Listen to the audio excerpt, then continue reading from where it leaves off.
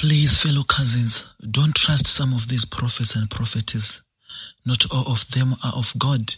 I'm really struggling because I thought going to the shrine of the prophet was going to end all of my problems. My problem started as a minor stomach ache, till we started to see my stomach growing.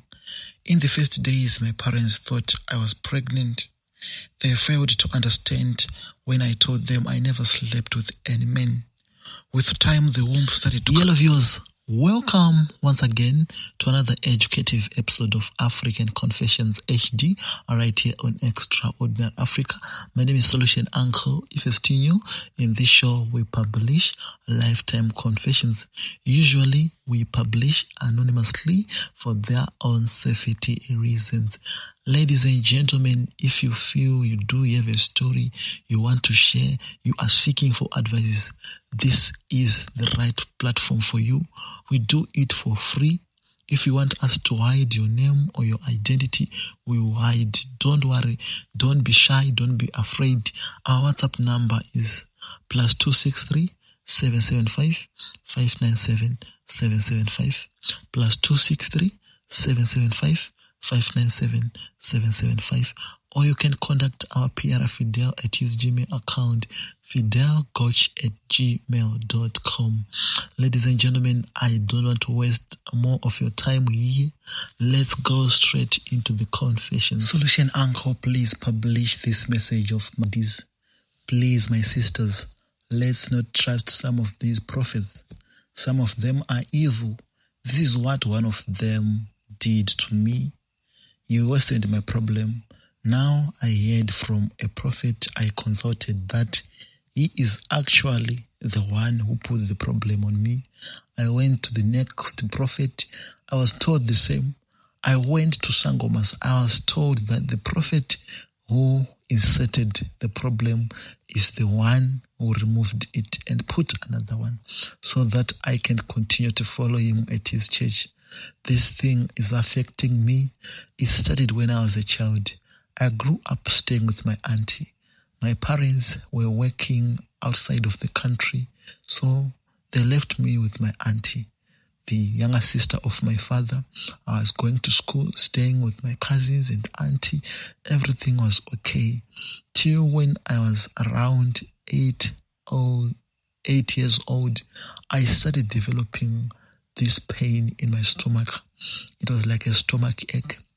During the first days, we thought maybe it was typhoid because I was vomiting and releasing watery feces. And as time goes on, it started to shock us and even many of the people in the neighborhood because I was now vomiting worms. With time, I get used to my problem and I never complained again. I grew up feeling the pain in my stomach each and every day. I didn't have peace even in classrooms, whenever I was. So there is this day when I was in grade 11, if I'm not mistaken. I was in grade 11 and I started feeling like something was moving inside my body. I went and told my auntie and my cousins, and she told my father and my mother overseas, but they thought it was just a minor problem. But as time goes on, I started feeling sick to such an extent that I couldn't go to school. This forced my parents to quit their jobs and return to the country. I started staying with my parents. My parents never agreed to what I was telling them. I was always telling them that it's only pain. I never slept with anyone. But they never understand a single moment. This worsened my situation. A stomach started to grow. It was like I was pregnant. And when I was around 14 years, I was like someone who is now pregnant. But I went and get tested with my mother. It was seen that I am still a virgin. Right from there, my parents started struggling with me, moving from one prophet to another, but there was nothing which worked to an extent that my father died because of high blood pressure. Maybe it was because of one of those things which affected him. He was the only guidant. Mom was hit by a car whilst she was returning from town. I went back to my auntie to stay with my auntie. And I still remember when I was growing up, before this problem started, I went to this church with my auntie.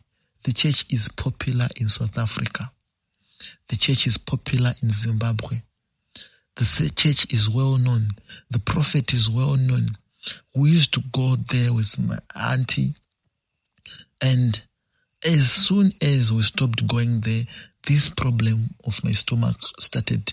So auntie insisted that we should go there. Maybe it might work. We went to the prophet. He started praying for me and said, you should come for one-on-ones. I agreed. There was too much pain in me. I went for the one-on-ones. We raised the money via social media. Some of our relatives helped us. Even some of the neighbors and some of the people in the neighborhood were told my problem. Some of my classmates were told my problem. We went to the prophet on one-on-one. We booked. I stayed almost 3 months at that hotel of that prophet. The hotel is in Zimbabwe. I was with him. He was praying for me. But there's this day, we went to something like a shrine. At that shrine, he told me to remove all my clothes. I followed the instruction. I thought it was going to be the end of all my problems. I removed all my clothes. He started taking something which was like a worm. That thing was very hot. When he put it on my private part, I felt hot all over my body. There was heat all over my body.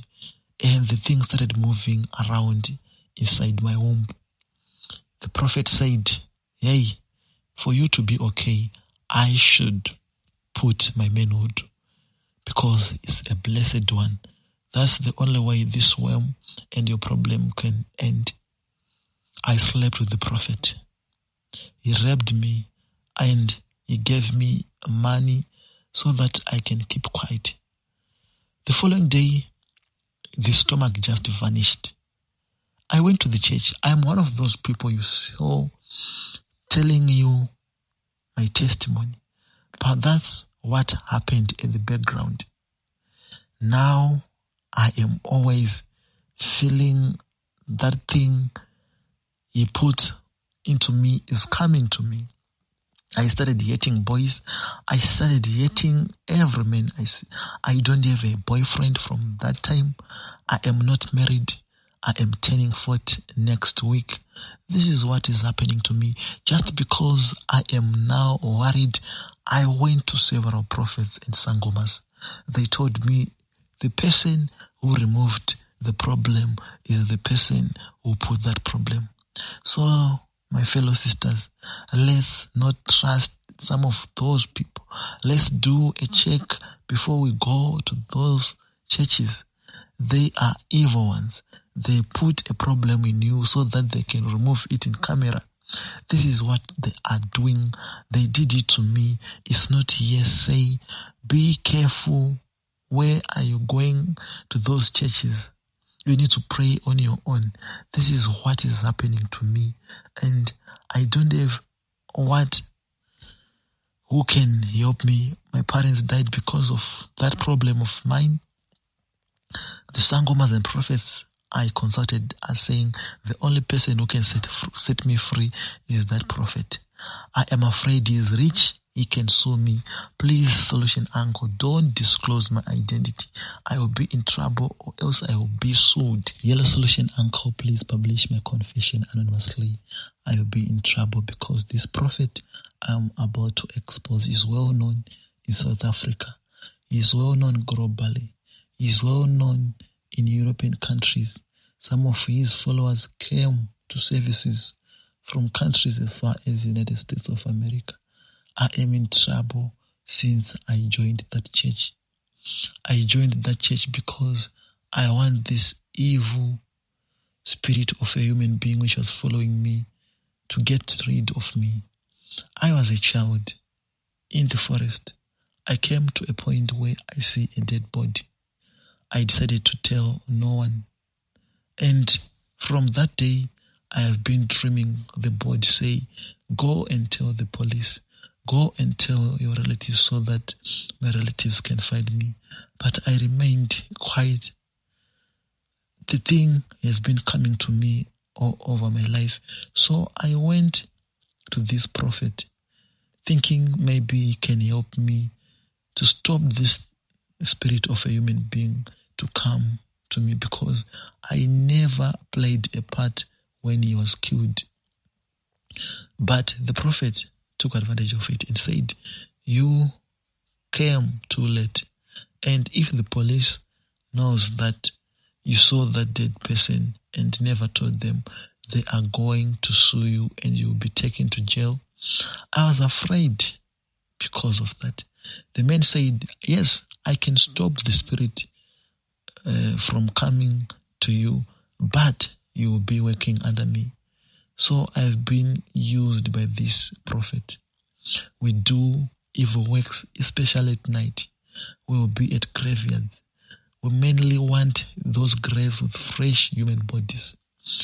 I will go there and take the flesh, then come with it to the prophet. He mainly used human brains, the brains of dead people, when he is prophesying.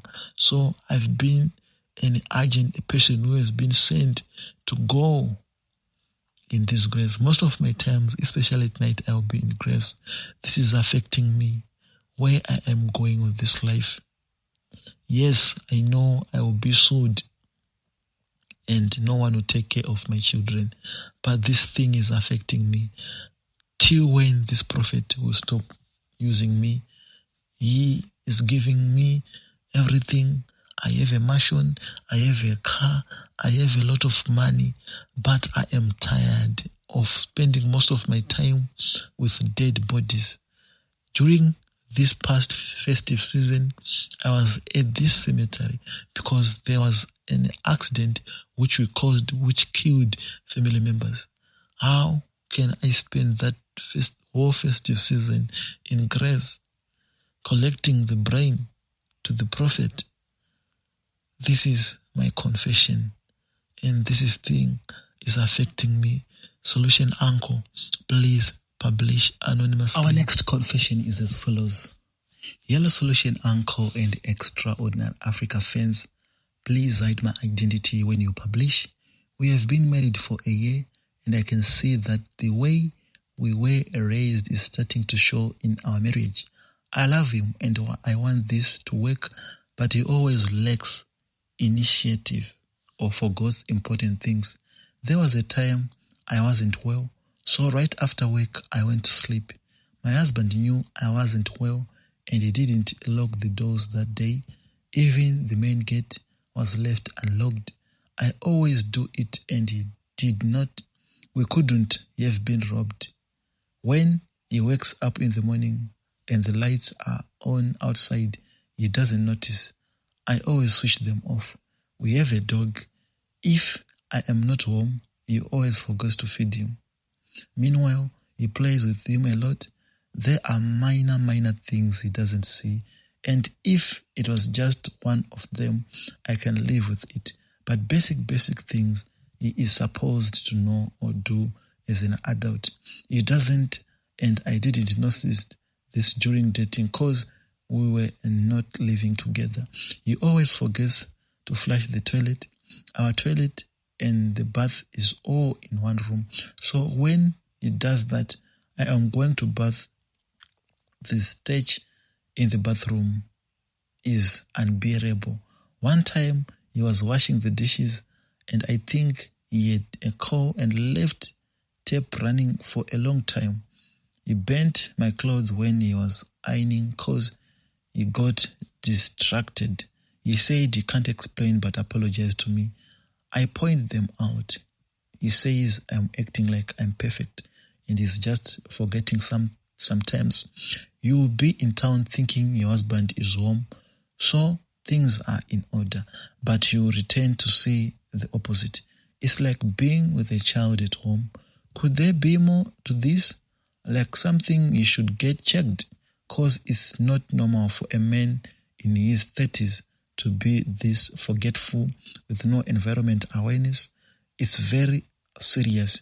He is the last born, and I don't know if the way he was raised affected him.